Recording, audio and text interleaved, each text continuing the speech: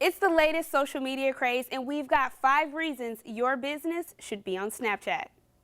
You've got the kids rock climbing in the background. You've got a ton of booths filled with food and fashion. As you can see, a lot of businesses have been destroyed here in Ferguson, but some business owners are still taking a chance on this community. When you walk past this coffee shop, one would think it's just your ordinary cafe, but more than 200 years ago, this very coffee shop, as you can see by this plaque, served as a pit stop for the Underground Railroad. I can tell you that New Yorkers are excited to hear that Starbucks has chosen the heart of the meatpacking district, formerly known as Prince Lumber, which is directly behind me, to be the home of its new roastery. The most important thing to keep in mind is the proper placement of your hands. You don't want to be too high up on the chest or off to the sides. And what we're going to look for today is the nearest Starbucks.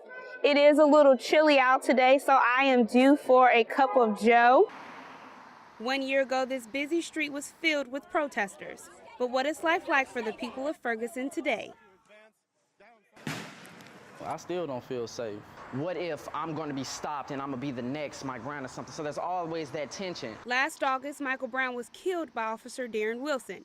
His death led to violence on Ferguson streets. That violence left dozens of businesses boarded up or burned down. They took a lot from the community that we need. You can go around these streets and see that there's, roads that aren't repaired. Nonprofits like Better Family Life are working to get the community back on its feet. We have computers to help with the job employment. People can do resumes, applications, build resumes here. We have food pantry, diapers, utility assistance. Charles Hamilton is a local business developer, and he says Ferguson's road to recovery is a long one.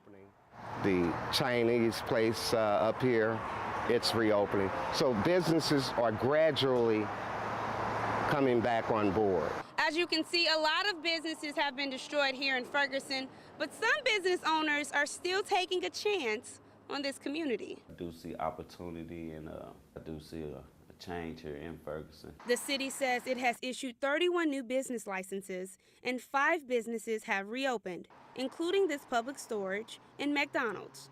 Ferguson is moving forward, and we will be trailblazing everything that is needed in terms of showing the United States how to come back from dust. In Ferguson, Re-Essa Buckels, CNBC.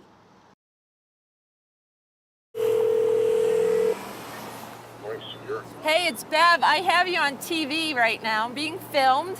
I'm at one of those Wi-Fi stations. As a New Yorker, Beverly Dentino recently learned making a quick phone call and getting online while out and about just got a lot easier. I was stuck. I was trying to meet some friends, and I lost my directions. I didn't know how to get to them, and I'm like, my phone's dead, my phone's dead. And I go, oh my God, I know where I could charge it. But she wasn't stranded for too long, thanks to the city's newly launched and free public Wi-Fi system. Along 3rd Avenue between East 14th and 45th Streets, old payphones like this one have been transformed into internet hotspots known as links.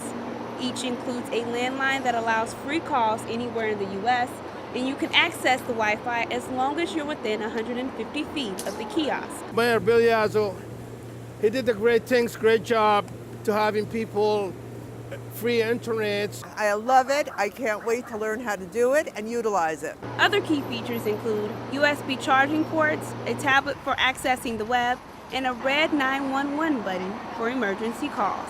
So far, there are 15 active hubs, with plans calling for more than 500 by July, and at least 7,500 over the next 8 years. Let's test it out. Now, I've skipped a few steps by clicking on the internet browsing feature, and it has touchscreen capability, so when you touch the screen, a keyboard pops up, and what we're going to look for today is the nearest Starbucks. It is a little chilly out today, so I am due for a cup of joe. And there you have it. There are 3 Starbucks locations near me.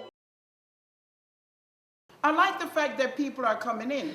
But my question is, how come they get the money and we can't? Bishop Savita Hamilton Gonzalez voiced her outrage with gentrification at the 5th annual Shirley Chisholm Women's Empowerment Conference panel, hosted at Medgar Evers College in Brooklyn.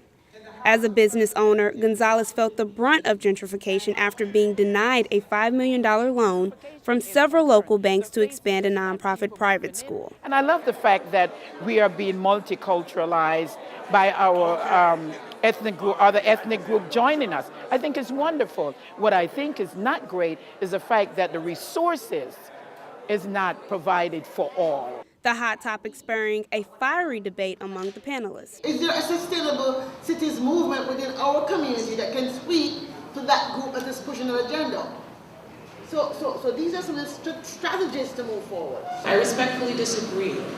We cannot be blaming the victim. Renters like Natikia Ford are also feeling the pain. I have tried many times to obtain an apartment that they claim it's affordable for us. And then when I go there, they say I either make too little bit of money. Residents plan to fight back against gentrification. We're going to take action. Medgar Evers College Associate Director of the Research Center even announced plans to conduct a study on how gentrification is impacting individuals living in Central and South Brooklyn. He plans to present those findings at a conference this coming September. With the New York primaries just a few days away, presidential candidate Hillary Clinton was one of many keynote speakers here at the National Action Network 25th Annual Convention.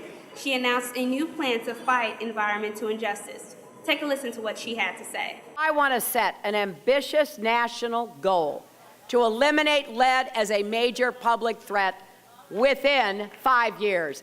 She also discussed racial and economic inequality and criminal justice reform, some common themes we've heard during her campaign. Live from Midtown, I am Re-Essa Buckels.